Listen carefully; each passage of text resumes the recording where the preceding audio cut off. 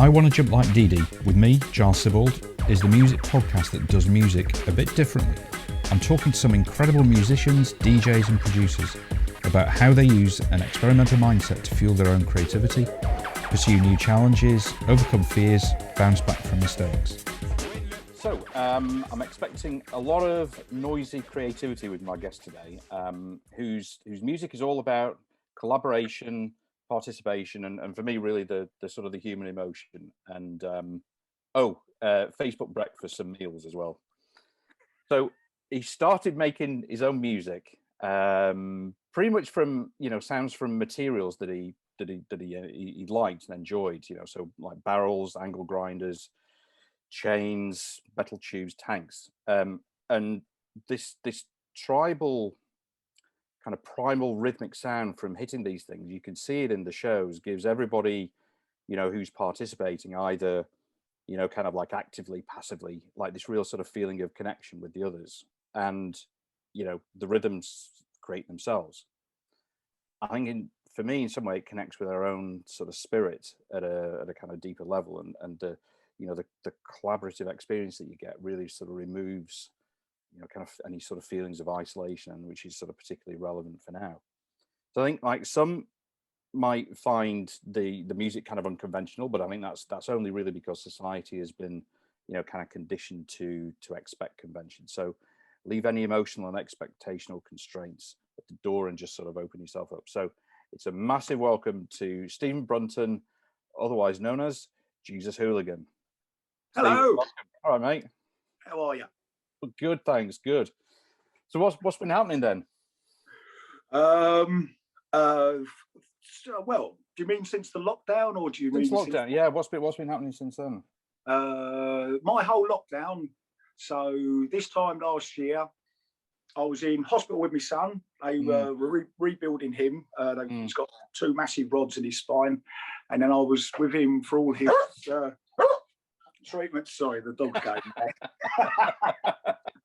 Don't work with that. There's one of your active participants. Brilliant. A little snecker. So he's like, yes, I love you too. I was with him for 3 or 4 months. He was in recovery. We got thrown out of the hospital in the end because as long as he could walk, or just about walk, they'd allowed him out because they were closing the hospitals down for only COVID cases. Right. So brought him home, and he was being repaired. Then a little bit time after that, I was just doing what I usually do, which is recording and things like that, throwing ideas about. And then I became quite ill at the end of last year, and just sort of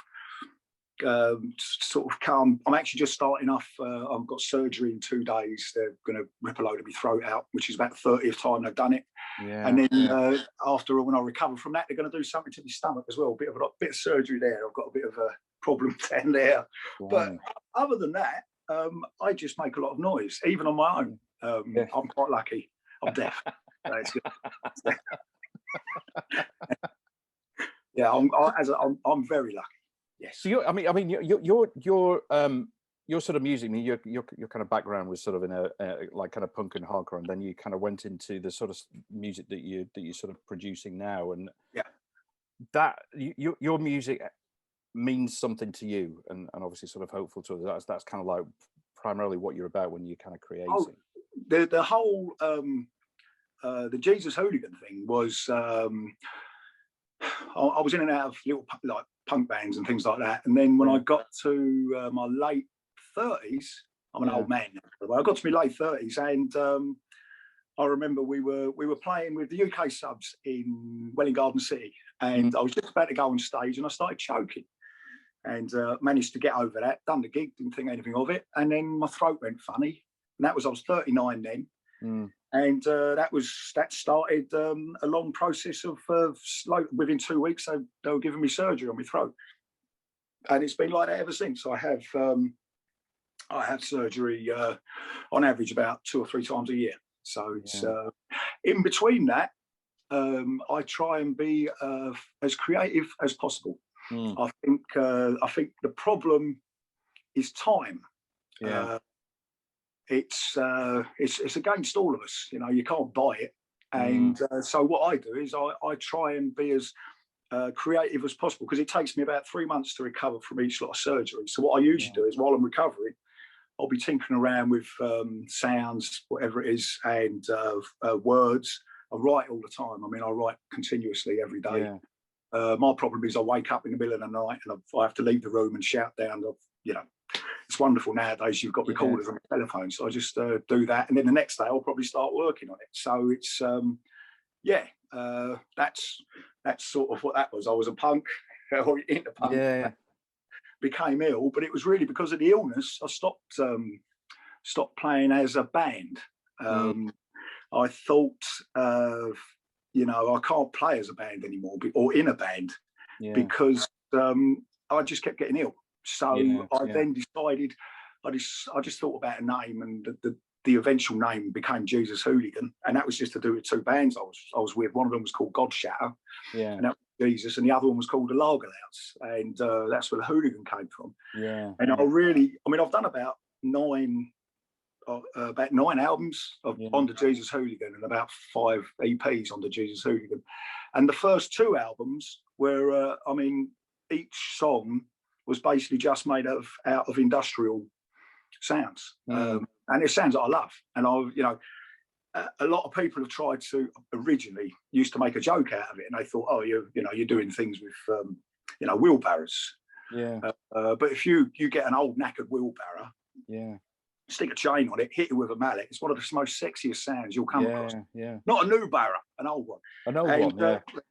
And that's really, these are all things that have been around me all my life. And so I just started creating stuff with that. And the beauty of nowadays is, you just need to get a digital recorder and a laptop. And you can basically, I always used to record things while I was out working or what have you. And then I'd bring them into the studio. There was a studio I used in Tottenham at the time, Don Mackenzie, and I was very lucky with him because he used to love what I do, did.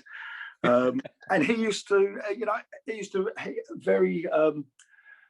he made it very economical for me to work there, put it that way. I'd done a bit of building for him, and he'd do loads and loads of recording. So it was a good setup. And I've been very lucky all the way through that. I do a lot of, he now lives in Spain, and I do all my proper recordings now are all done in a place called Ant Farm, which is run by Paul Newman.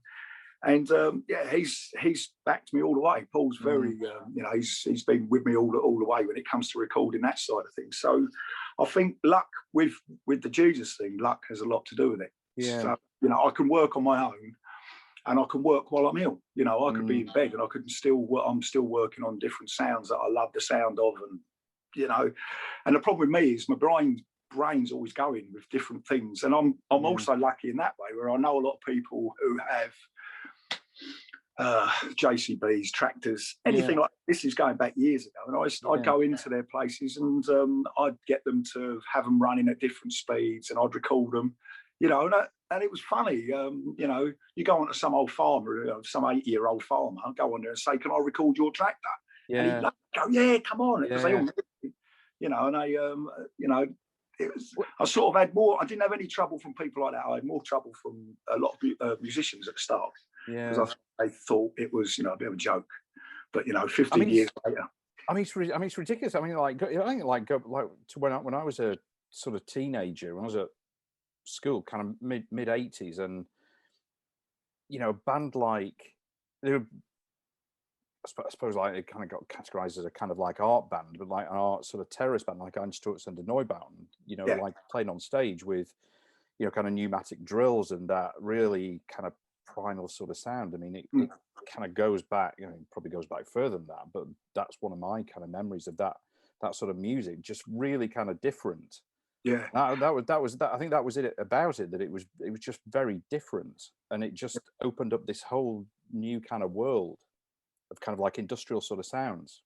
Yeah, well, my thing was I always wrote all the songs for all the punk stuff, and the thing was with me, I'd be on a building site working, and there'd be a drill going off somewhere, or an angle grinder going off somewhere there, and I'd be singing along, just automatically singing along to it. I used to write these ideas down, and then I'd sing them to a guitarist, and he'd follow the way I was singing them. Yeah, That's how we made the songs. I don't think any of them realised.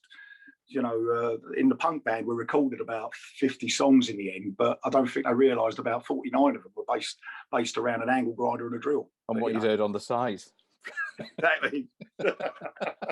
So where did this like, kind of go back to when you were a kid? Where did this kind of mindset, this kind of creative, sort of mindset sort of come from? I was brought up on a farm, and from the age of 7, I was driving. I was either on a tractor or driving trucks or things like that, and it was just natural. It's what you done, And with the tractors, you're going around the field all day long. In them days, they didn't have, you didn't have a radio, you didn't have anything. Yeah. And from an early age, I'd be singing, and stuff like that. I think coming from, I believe coming from an Irish background as well. From an early age, we used to, we go over to, my mum's from Northern Ireland and my dad's from Southern Ireland. So we go over, and in Northern Ireland especially, we'd go around people's houses, and, they'd all have a drink and that, and all have a good time. And then, singing seemed to be a big thing. But what always got me, and that was from a really young age, was you'd get some old boy in the corner, and he'd get up and start singing on his own. And he'd use a broom or something like that, and it would make a sound. And, in them days, I'd be telling people, in school in England about that, and they all thought I was an idiot. And I was going, no, and I'd be going, it's really good. It's really great. Good. And I was just entranced by this, how you could have, you'd be at a place, and they'd have people playing guitar, this, that, and the other, and all of a sudden a big fella would be up there banging a broomstick, and I'd have more interest in watching that than watching a band play, if you know what I mean. To me, it was just, I don't know, I just found it interesting. So I don't like using brooms to work. I can't stand it. But, to hit them, hit them, see what noise they bring out rather than sort of cleaning up. Yes. It's funny, I don't know, maybe it's, I don't know, sort of something about that it's an easy way to kind of create music, to create kind of noise, and to create something that stirs something inside you. Well, go back. Then that goes back to the caveman, doesn't it? It's basically your hip. I've had it said when I first started playing live, and originally there was just there'd be a few barrels and things like that, and I learned a lot in the first couple of gigs. One of them was, don't let idiots around you; they'll destroy everything and slow everything. I'm very protective towards this Jesus Hooligan thing. Yeah. I've had so many people involved in it, and it's the amount of negativity at the start was ridiculous. It was quite ridiculous, and I did learn from an early age in the hooligan type of things. If I just see somebody just basically who's involved with what I'm doing, but if he's slowing things down or just being an idiot, I remove him. And a lot of people didn't like that, but they have to understand it's my little baby. For sure.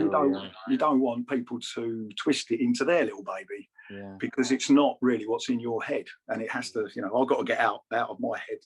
If they want to do something, they should go and do it. They shouldn't sort of try and hijack. What was the sort of like what was the sort of the negative stuff? Was it more from a like you said about the musicians? Was it more like the musicians were like the kind of the purist? This is the way that music should be played. You wouldn't. I mean, I've actually said to my face quite a bit at the start. What you fucking doing? You're an idiot. This and the other.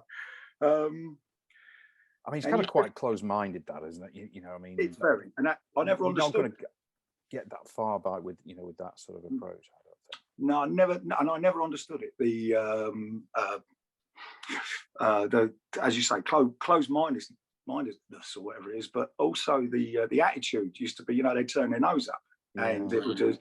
But the thing was that when I started it, as I say, when I started it originally, it was because I was ill. I couldn't be in a band. Yeah. So just and I'd done the 2 albums on my own, just with drills, used to get in whoever I wanted, and that's where the collaboration sort of started there. Yeah. And also learning how to use just a basic recorder. I used to get people singing on building sites. You know, there was I had about 32 Polish people, and you know, half of them could talk English, the other half couldn't. And I just asked them, you know, could they? And I've been working with them, and I just asked them, could they just bark? Yeah. And you know, they didn't even question it. They just, when I lifted my finger up, they all barked, and it was great. And I'd done that as a song was called Polski Beat, and I put a load of barrel drums behind it. Yeah. And I actually do that when I'm doing. I do a show called Natural Noise, and all that is that'll just be me, and I act as an orchestra conductor with the audience. Yeah. And I get them to make the noise, but to actually open the gig, I always open it with a barrel on. And all I say to them is, when I stick my hand up, everyone bark. And it's great. You know, I go like that, everyone goes, oh. But that sort of breaks them into the rest of the evening, if you know what I mean, which is usually shouting and drinking far too much. It's like an essential part of the proceedings, isn't it? Both. I think they both go together. So, Steve's been drinking again. He's shouting. I think it's. I mean, you know, what you're doing there is you like you say, collaboration. You're kind of bringing the, you know, your audience in as well. You're finding other people that are, you know, kind of like-minded. I mean, actually, you know, that's really that's just so kind of positive. The thing is, it's simple as well. And I with the hooligan thing, I mean, that especially the other year, that grew into something else, which was, and as I'll keep saying this, I'm very, very lucky. I had, as I say, from an early age in the hooligan thing, I decided to remove idiots. So really now I've got this little core around me now of Jason plays guitar, and what I don't think he ever realised, the only reason I got him in and why he stays is because his guitar sounds like an angle grinder, and it's, you know, it's knackered. And he keeps saying, I'll get some new strings. Don't get any strings. Don't leave them. I love it just as it is. So, and then you've got Dave, who plays didgeridoo, and you know, and the first time I seen him, I mean, he was playing with this band, and they were playing very slow, romantic or ballads and things. And he was playing the didgeridoo. And I thought, you know what, that'd be great with a load of racket behind it. So he joins, and there's a drummer, Orup, and he just gets me. He's a complete just lunatic, you know, and he seems to understand what I do, and it's brilliant. They're really just the core that I bring into the studio when I'm recording, and when we go on stage, that's the great thing. They all just, you know, it's brilliant. That's, you know, if I've got one of them with me, it's always going to be a fantastic show if I'm doing like a hooligan thing. But then I noticed, I mean, I just used to have 2 barrels on stage, but then I noticed at the end of gigs, people used to actually get on stage and start hitting the barrels. And I thought, well, I'll do an experiment, and I brought a couple more barrels, and you know, we done a gig with 4 barrels, and there wasn't enough sticks. But everyone was punching the barrels and kicking. Oh, I thought brilliant. So, and my wife, this is another thing about me being very lucky. My wife, you know, usually if you say to your loved one, I need another motorbike, or I need some more barrels, they'll usually go, no, you don't. You know, you've got records and you've got a drum over there. Don't worry about it. But my wife actually goes, yes, you need more motorbikes and you need more barrels. So, So then the thing. It's wonderful, you know. I love it a bit. So it's and that's it. And the biggest gig we've done with barrels was we had 26 barrels going out into the audience. You can get up to about 10 people on barrels because they're massive. They are pretty big. Give them sticks, and the actual noise that generates is you can't explain it, and you can't record it. You know, I've listened to hundreds of recordings of barrels, and there's something about the atmosphere when it's all going off, when you have all these barrels going off. There's something about the atmosphere that you can't actually record. It's like, you know, you do a live show, you can't get that on an album. I've tried, and I've got it very, very close, you know, but seems to be another worldly sort of sound that's in there. But the great thing is, I've never had any trouble at gigs, because, you know, you could have, say, 200 odd people with weapons in their hands, chains, sticks. Originally, I used to hand out lumps of wood, but I stopped that because I just thought one of these days it will go off and everyone will go off, pool cues and things like that. So what they have now is they have polypipe, blue polypipe, about that long. And they all just, so, it's, and if they hit anybody by accident, it's not really going to hurt them. That's the other thing. But the thing is, I think I give them so much, so they get rid of all their energy hitting something. And so there's no aggression. And it's funny, at the end of each song, everyone's cuddling. You won't be happening now because of COVID, but it's great. That was a big thing at a Hooligan gig. You'd see it, everyone was just cuddling all the time. They're walking around with sticks and hammers in their hands, cuddling each other. So it's, I mean, I've noticed like at the end of a gig, you're totally spent. Oh, fucked. Yeah. That no, you're all right. You're all right. You're like, that's it. All your kind of energy is gone. What do you get out of it? Originally, I used to get. I think getting ill a lot makes you realise that if you're in the middle of something and it's going great, don't fuck it up. Keep going. So I'd say if you're at the end of a gig and you're dying, you'll find something in there that'll keep you going. It's like, and it's great because we have. I mean, I used to do a lot of. It's probably the wrong wording nowadays, but care homes. People have, things like that, and they used to love it. They used to love it because, they wouldn't get that. They wouldn't. I'd turn up there with a couple of barrels, sticks, and the sticks, and they'd be going mad. They, and they really, really did get into it. And I've had, there's a lot of people in wheelchairs, a couple of gigs, you set them up their own barrels at the side and they have a great time. Fantastic time. I mean, actually on that, I mean, I've seen a couple of videos of you doing that. And I'm like just a massive believer in, any kind of form of music, just sort of, it just gets you inside, I was sort of involved with a charity, Nordhoff Robbins, and music. Basically, they give music therapy, to either people who've had like sort of physical or mental, kind of injuries. And I went to one of their kind of sessions, and there were just all sorts of different instruments. There were kind of piano, drums, blah blah blah, all kind of conventional instruments. But just seeing people, understandably at the start they were a bit, the people who were doing it were a bit, kind of standoffish, a bit reluctant because there were these people watching them that they didn't know. But once they got into it, that's it. They're off. That was it. It's like a horse race. It's incredible. Yep, really incredible. The power that it gives, and I think that I think what you said earlier about that, energy that they have when they're kind of participating is really kind of something else. And it's I mean, not every song to me is. I mean, everything's a rhythm anyway. The whole thing of life is a rhythm, isn't it? You've got like, it's just the way you breathe. The sea, everything has a rhythm. Our songs aren't difficult. They're not brainy. You don't have to think too much about them. But each song to me, every tribal thing that I do, and that's what I love about Orit, the drummer. He does these drum rolls which are absolutely out of this world. And they're probably the simplest thing ever to him. I hear them, I think that's great. But what it does, it also, I'm usually on stage, I do the lead drumming, and everyone can see me, so they just follow straight along. And it's funny, you have people, we've had 80, I think she was 84.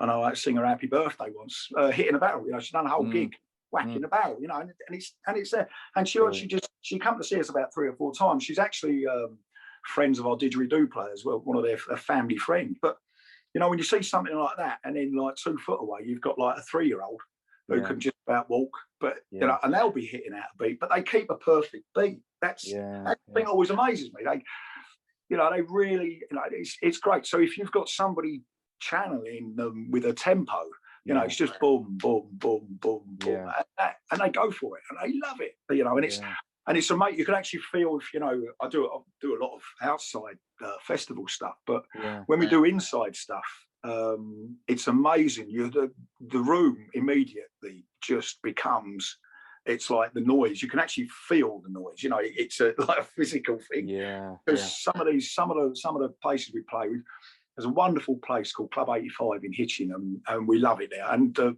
fellow who runs it, Bob Marden, he got us. The second he seen me, he got us, and he's always backed us and this, that, and the other. Yeah. But he even says,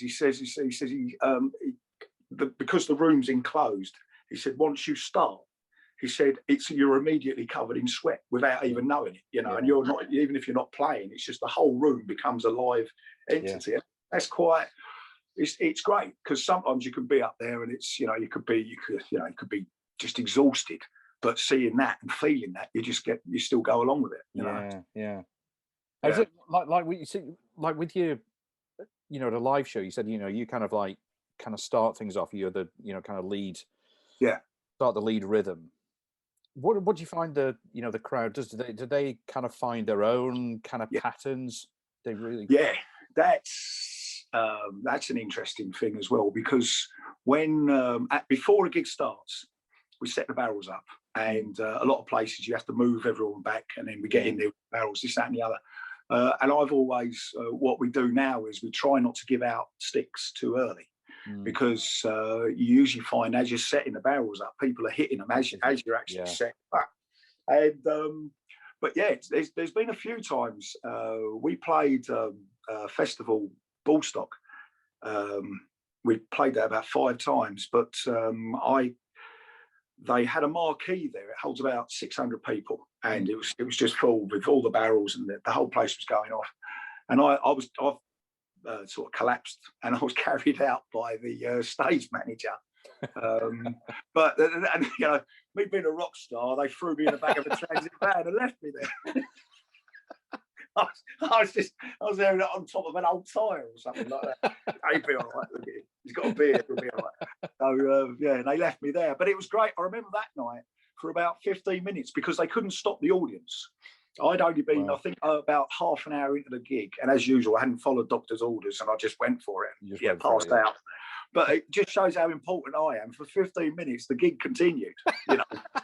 And in the end, all I could hear was the stage managers going, "Steve, Jesus has left the building. Will you lot fuck off?" And everybody's going, "Does he?"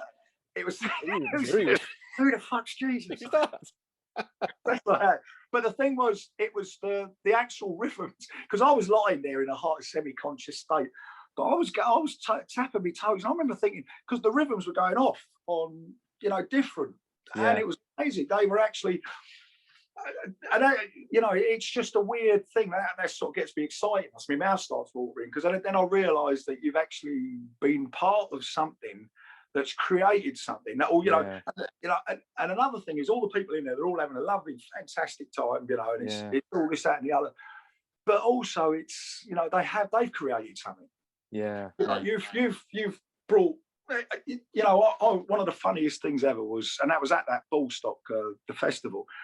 I remember looking out, and there was a sea of barrels and a sea of people, and everyone was just going like that. And right at the back of this marquee, I could see there was this one bloke with a walking stick. this pole was holding up part of the marquee. He had 10 and a dozen on the thing. And it was like in between songs, he would stop and he was just shouting abuse at me, going, "Get the fuck out!" And we'd start again, and he would just go, "That's the heat up."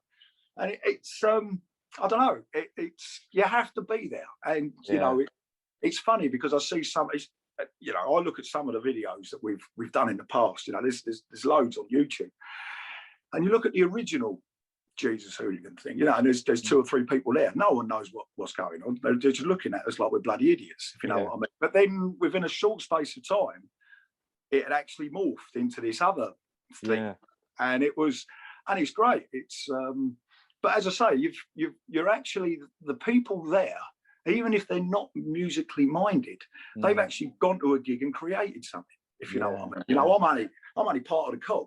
I'm only just and as has been proven a few times now, even if I'm not there, it carries on. It doesn't.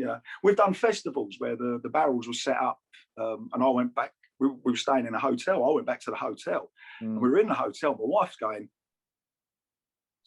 She was going, "Somebody sounds like you." And what it was, I'd left all the barrels out, and they got the sticks out, and You just started. they just started, and that was without the band. None of the band were there or anything, you know. And it was got back, and there was about 70 people hitting the barrels. Nobody was in control of it, so it was all. And it was what I learned from that was you need to control it. It needs to be steered in a certain way at the start. Once the crowd get it, 10, 15 minutes into it, then it's off. Yeah. You know. So, but kind of giving it a starting point, almost like, you know, kind of bringing people together, and instead of like kind of people doing random stuff that might not make any sense, bringing together. But the random stuff's brilliant because I have chains over each barrel. Yeah. Now, the reason for that is the first reason was because of the sound. If you hit a barrel on its own, you go dunk. That's it. You hit a barrel with chains. Yeah. It's got a life. It becomes a living thing as you hit it. And the chain will rattle, but a chain will rattle different every time you hit it. And that's why recording a chain to sound good is not an easy task. Yeah. Because you're hitting something which is a moving. Hang on. Show you how sad I am. It's my bedroom. Yeah, and it's every time a chain moves, it's a different sound. Yeah. And, I'm not a pervert. That's just like chains, you know. So, but yeah, and that was we had the barrels, we'd have chains over them for the sound. But then also I found with barrels, if you have chains draped over each side of a barrel, it doesn't spin round. So you can actually get like a group of people around it, and they don't have to keep moving all the time, you know, and following the barrel. So I mean, the barrels, they look like the simplest thing, but they actually took me 2 years to get that design. Right. I used to make cross frames. I'd get lumps of timber, have them going and all bolted together, and it was all these things and loads of scaffolding all over the place and had barrels hanging off it. And it never worked because it used to take too long to set up and too long to take down. But then as I was a bricklayer, I worked out if you just get the base of a cement mixer, which I used to use all the time, stick a stick through the middle of it, and it doesn't move. And you put the barrel on top of it, drill a hole in the barrel, and it's basically it's like an indestructible drum kit. Yeah. And that's the beauty of it. We used to hand out mallets to people. Don't do it anymore. You know, they're a bit. Yeah. Anyway, long story. But I'm the only one. I mean, it's actually on film somewhere. Someone stole me mallet halfway through a gig. And Did you write a song about that? And there's one of the songs is done with mallets like that. Yeah. Like that. And that was it. You know, I'm on stage. I was livid. I was going, "Where's my fucking mallets?" And you can hear everyone going, "Jesus has lost his mallet." So it's like, yeah. So anyway, yeah. What was I talking about? Oh, sorry, you've lost me.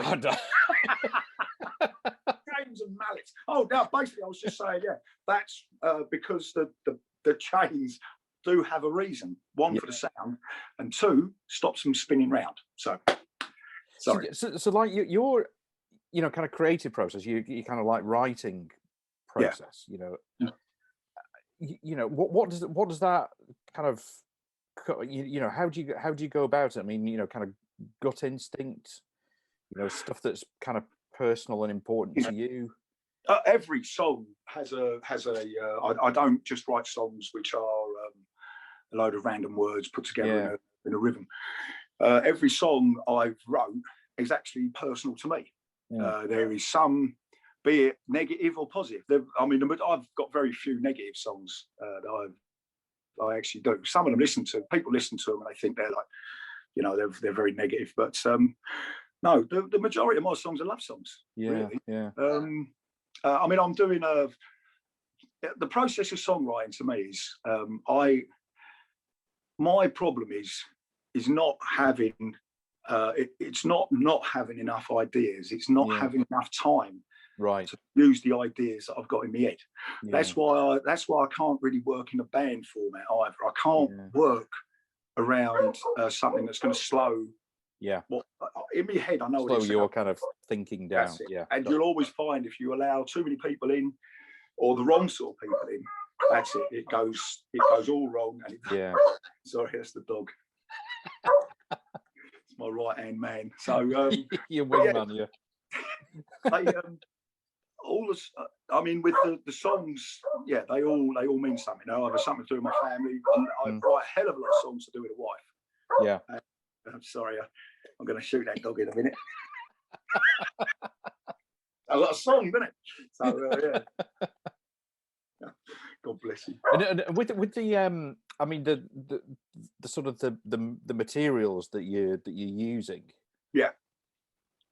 You know, do you find different ways of sort of using them, or do you find, you know, kind of like, you know, sort of new tools to use as well? I think I've used all the tools I'm ever going to use. The sounds.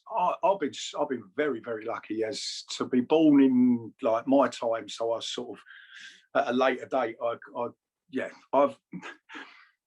would be on a building site, and you know, somebody would be getting a skip, which is a massive thing, off the back of a lorry, and that's you know, the sounds of that. I'd hear that, and then I'd think, I like that sound, and I would work towards either recording that sound and using it, or I'd work towards building something that sounds like that sound, and then use it in a recording or at a gig. The sounds haven't been a problem. I mean, really now the band format is barrels, didgeridoo, guitars, and drums. That's all that's in it. That's like your kind of core thing. Yeah. That's it. Yeah. There's. I know you're a big fan of Killing Joke. I'm like myself, massive fan of Killing Joke. A lot of respect for him, a lot of respect for youth, what he's done, created in the past. You know, he's fantastic. But really, the Jesus Hooligan sound was basically comes from the noises that I hear all the time, and me manipulating them and working them that way. But the other way is, I remember going to see. I was only about 17, 18, and I went to see Killing Joke in St Albans, a place near us. And there wasn't that many people there, and it was fantastic because they opened the set with a song called "The Fall of Because," and I never forget standing there in the middle of this, you know, and it was lovely because you had space around you, and I remember looking at people around me, and it was like people that had never heard them before, and I'd never heard this certain song before. I'd only just first got into them.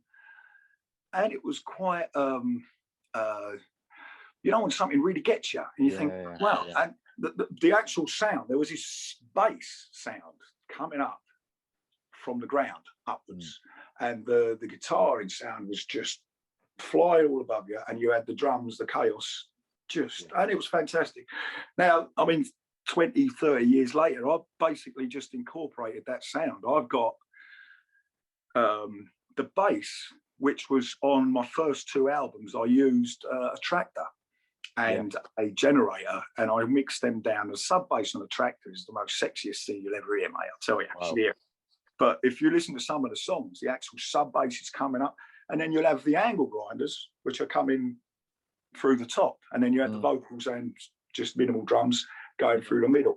I think subconsciously I'd sort of ripped off my own little version of Killing Joke. That was the sort of sound. Doesn't sound a bit like Killing Joke. I mean, they sound good, but it was they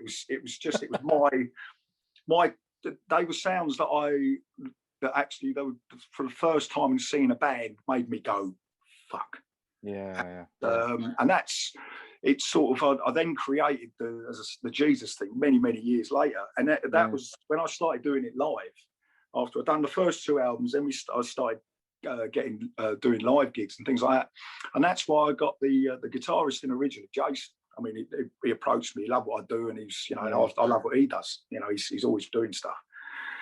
And his guitar sounded like an old angle grinder to me, and I loved it. You know, people would be going, "Fuck, you know, what's that?" And I'd be going, "Oh, it's beautiful, isn't it?" And then like we got the didgeridoo player in, and of course, when you do that, them both live, that's all I used to say to the sound guy was like, you know, bass, bottom, guitar, and vocals in the middle. And I said, that's all we want. And it's the sound is so simple, tribalistic, whatever you want to call it, but it's there, and it punches you right in the side of the head. I think that's like a really kind of creative thing to be able to do, is to sort of take a song, you know, which has got its own kind of style and sort of particular sort of sound, make your own. and basically interpret it Yeah. as your own in a completely sort of different way, using stuff that kind of appeals to you. And that can't be easy. Well, I think it is, because it kind of comes natural to you. But you know, I think that's like really incredible to be able to do that. I think, as I say, I think I've just been lucky when it comes to certain things. The first thing, nothing to do with luck. Remove idiots. You know, if you're ever trying to start something, get something off the ground, allow people in, work out who's the idiot, remove them.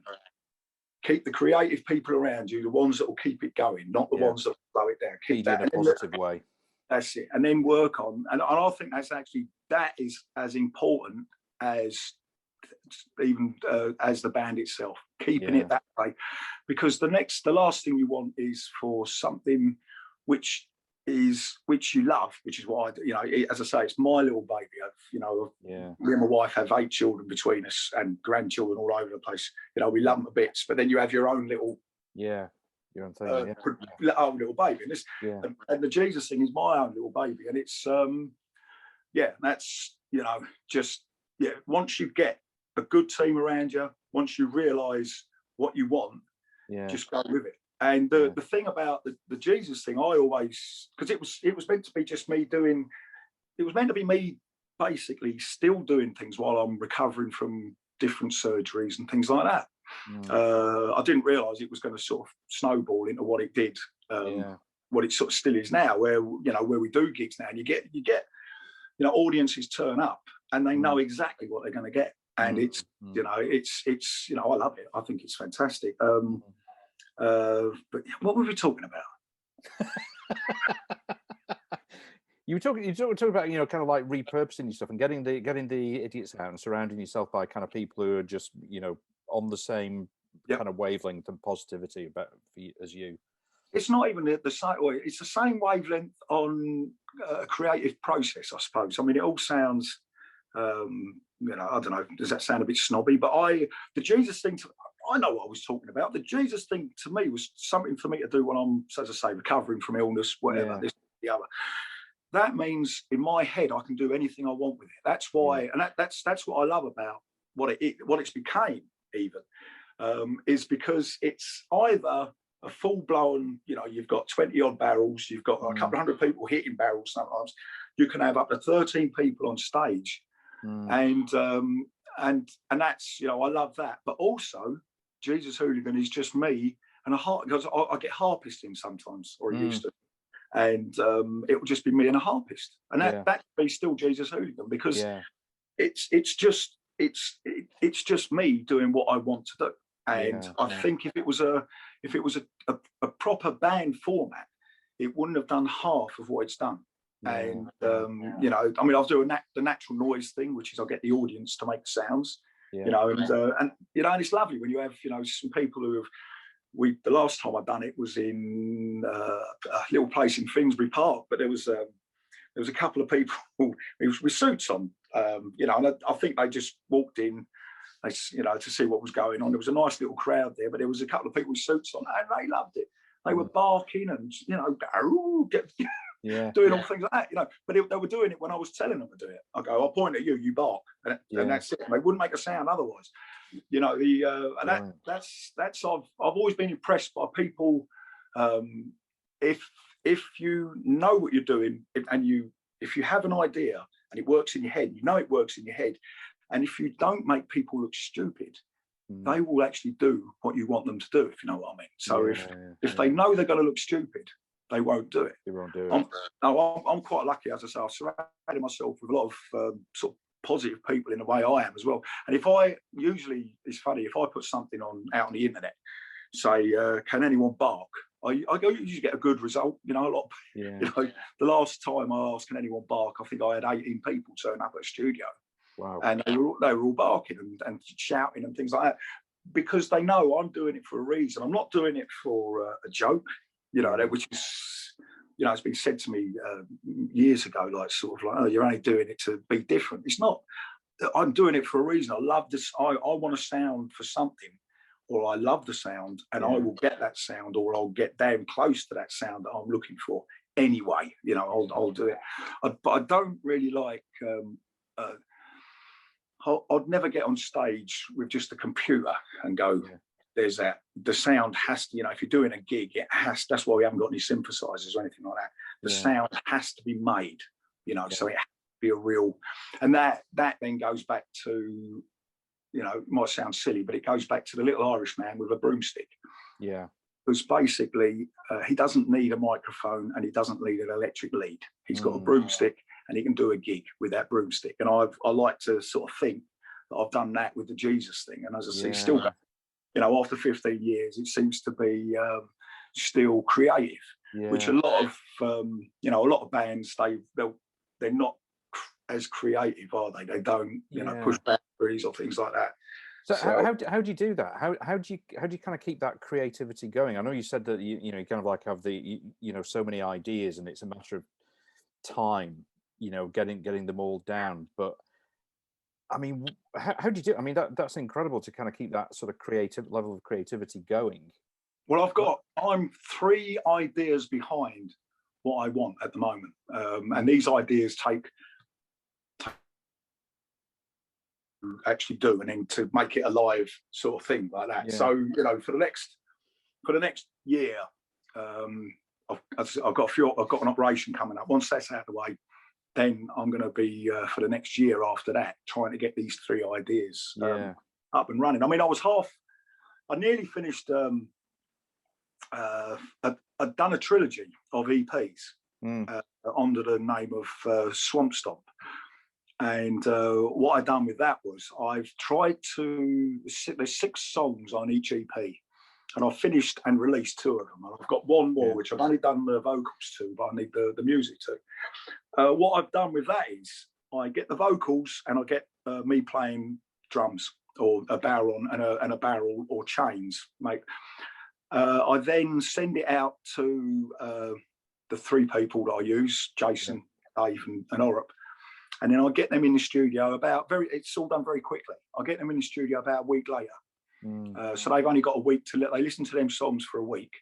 And then they all come in and they put down ideas around each song. Now, all these different stuff. And then what I do is, then my process is I take all them ideas, or I'll ask them to do certain things and we record it. I then take them ideas and I'll spend the next couple of weeks basically breaking down what bits I want, what bits I don't want, and I basically just rebuild the songs from that. And as I say, I've done 2 EPs, as I say, on the Swamp Stomp like that, and I love them. But the idea behind Swamp Stomp was trying to find songs with a hook that and it only has 1 line of words in it. So the idea behind that is, as soon as you sing them words, each song starts with me singing or shouting those words, and that's the only words in the song. The idea behind that is, as soon as I sing them, and they're simple, they're nice and simple. Once you hear them, you don't forget them. As soon as I sing them, the audience know the song. They know the whole song, and they basically can play along and they can sing that song immediately. They're from the point that they first hear it. So 5-10 seconds into the song, they know it, and it's worked. We've done it in the middle of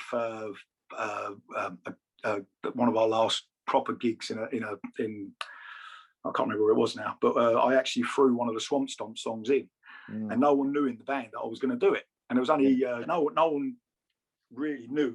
Nobody in the crowd knew the song or anything like that. As soon as the song started, everything just went off, and it was lovely because someone came up to me afterwards and they were singing the songs. It was only like, you know, you are the love of my life, don't ever. And he was going, everyone got to stop going around my head. So what I've tried to do with Swamp Stomp is to drive people mad by making earworms. You know, just real earworms. The sad thing is, we'll probably hear about in years to come, like loads of people massacred somewhere because these are hooligan earworms sent them mad. You know, they're all love songs. Back to you. I'll get the blood. I usually do anyway. So it's I'll have a shave. After you see me, I'll be completely bald. No, wasn't me, Gov. Wasn't me. My name's Stephen.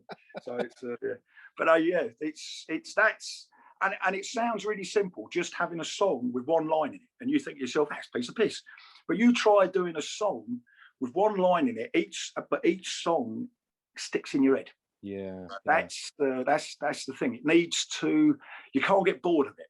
Yeah, and you can't. And that's another thing. Where everything. I mean, I write every day. I throw away so much stuff because what I do is I'll look at something and I'll sing it in the way I think it should be sung. And the way I look at it is, if I don't still remember that a day later, and if it hasn't stuck in my head, it's not worth keeping, because it's I've had people say to me, what about that song I seen you working on the internet, whatever it was, and I say, well, I didn't like it, and they go, it was great. I go, well, no, it didn't continually go around my head, and that's when you get things like that and you kind of chuck stuff away, do you feel, how do you feel when you have to do that, or is that a good feeling because it doesn't work for me, so I'm going to ditch it? It was a bad thing at the start. I had this belief, as I suppose when you're younger, that everything especially in the punk bands that I was in, the problem was I'd turn up with all the lyrics, I'd sing them, the guitarist would put the music to them, and then we'd bring it into the studio, and then all of a sudden I'd start thinking, I'm not too keen on this, but by then it's too late. The process is going, and then the other members are into it. Got you. Yeah. And I did find that, they even, and I've never really understood it. Some of them, some of the songs we've done in the past, not as Jesus, as the old punk stuff, and they'd be saying, I never liked that music anyway, or I never liked that song. And I'm sort of thinking, well, why did you do it? Why did you do it? Yeah. Yeah. Why, and that's, so what I've tried to do is it has to make me mouth water, or it has to stick in my head. There has to be something in it, and that's the problem. I write continuously. I've got papers everywhere, just boxes of papers, things like that. But I also go back to stuff, which is, I've done songs before. When it gets to a point with it, and you think to yourself, no, it's just not working. But you can just put it to one side and then work with something else. If something bogs me down or slows me down, I'll put it to one side. I've got enough going on now to just keep going. And I think I'm very lucky in that way, where I'll just put it to one side. Then, I've done a song years ago, and I put it to one side for about 2 years. And then all of a sudden I realized what was wrong with it, went back to it and actually readjusted the song. I think within about 10 minutes, it was done to quite a good ending. It was very noisy. Like if you go back to look at sort of stuff that you released, I don't know, like 10 years ago, for example. Yeah. How do you kind of feel about that stuff now? Some of it I think is I love it. I still love it, some of it.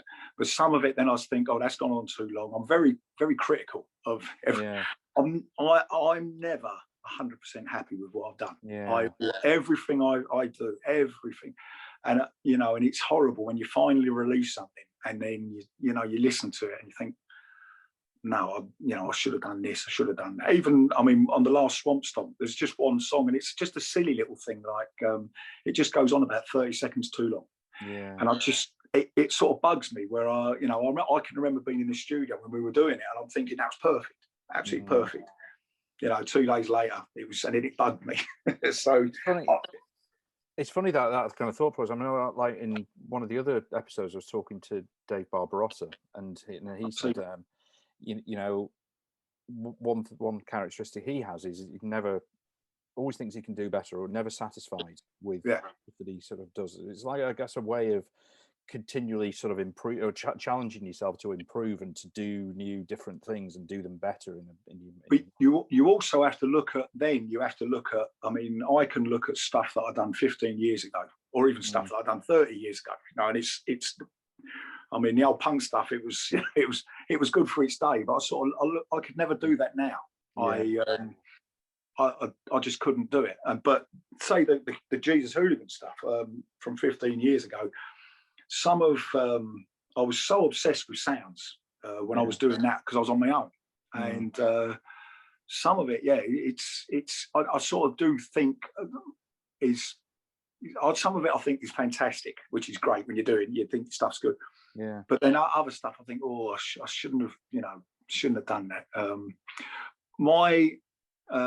There's 2 albums I released, and it was my own fault. I allowed the other band members to have a say in how it sounded and what is, and I was never happy with it. And that was the last. Those 2 albums were the only time I allowed other people to have a say in it. And you know, I just said I can't. I remember I sent I was chatting to the lads online once, and I just said I can't let you have a say in it anymore. And I felt a bit bad saying that. Yeah, yeah. And, but I think the end result, it's worked, you know, because it's kept creating, and it's kept creating, yeah, and it hasn't sort of stayed stagnant. And so I think it works. And I also, do listen. No, go on. I was going to say, and I do listen to those 2 albums. I listened to them 2 or 3 weeks ago with the wife, and I haven't listened to them since they come out. Basically, I never liked them, and I listened to them, and you know, she was going, you know, they sound great, and I was going, I don't like them. I really just don't. Yeah. But now, since then, I've just done everything that I'm like a spoiled little kid. Kind of doing it on your terms. It's like, and you know, if you don't have that, then you're not going to be happy with it. No, and I've always compromise and stuff like that, but at the end of it, like you said, you know, it's your baby. You know, this is about you, isn't it? And the other thing is, I'm the idiot that stands at the front of the stage when it goes wrong. Yeah, and it goes wrong when other people have thrown their bit in and things like that. I mean, we used to have a free for all at the gigs. I said anybody could join us on stage, and the idea was that if you keep every other musician other than the little core has to be lower than the rest of us, if you know what I mean. So basically, you know, everyone knows the songs, but if you're going to play in a different way, you can't be as loud as the rest of the band. And that worked for about a year. Yeah. But then all of a sudden I used to have people turn up with their guitars and their amps and things like that. And then their amps were actually louder than the PA at the place. So that was one of them. And that was it. I said, nah, because their guitarist, he turned it straight up, but he sat there laughing his head off until I said, I called him a naughty word. And then I was the biggest cunt ever. So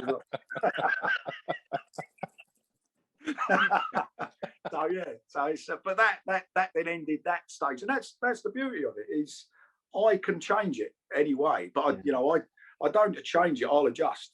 And you know, if something's working and then it starts veering off, I'll adjust it so it goes back and carries on working. Yeah. And as it's usually the only time it doesn't work is usually when, you know, I've got 5 other people saying, oh, well, you should do this and you should do that. And I've always said, they're not the people that stand at the front, and they're not the people whose name is on it, you know. He's getting the flack, like you say, for when if something goes wrong, you know. I'd done a gig once. It was the first time we actually ever played live with Barrels, and there was 6 of us. We rehearsed it, and it worked in the studio. Excuse me. Hold on. Oh, are you still there? I'm here. Sorry about that. Got you. That's all right. Someone was trying to get through. It worked in the studio with this little small core, and turn up to play. It was in a pub.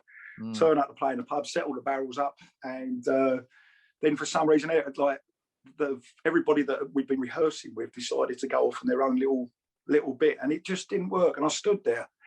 I remember I just stood at the front of the stage, and I felt like a right idiot. And the funny thing is, the amount of people that were there that night, there was about 80 people there, and the amount of people that have come up to me since then said, that was the best thing I've ever seen. And to me, it was worse than ever, because I knew it worked. You know, what people seen was just a big mess, a big noise, you know, and, but I knew it could work. And then, so all I done was I then removed all them people, removed the idiots, got other people around me. And that's when it started working. So, it's if you have an idea, if it works, you know, try not to listen to other people. Yeah, you know, there's always an idiot. I've got a little mantra where, you know, it's you know, 2 things in my life: remove idiots and dance with my dog every day. Now, if I can do that, then I'm happy. Brilliant. and see my kids as well, you know. Can't forget them, but that'll be friends. So it's like, yeah.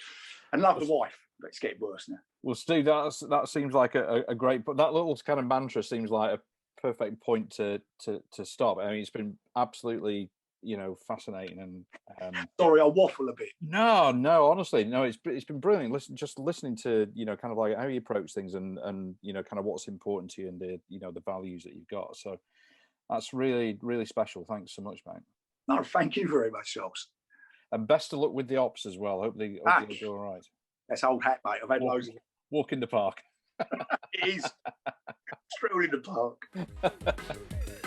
All right, Steve. Cheers, mate. Take it easy. See you later, mate.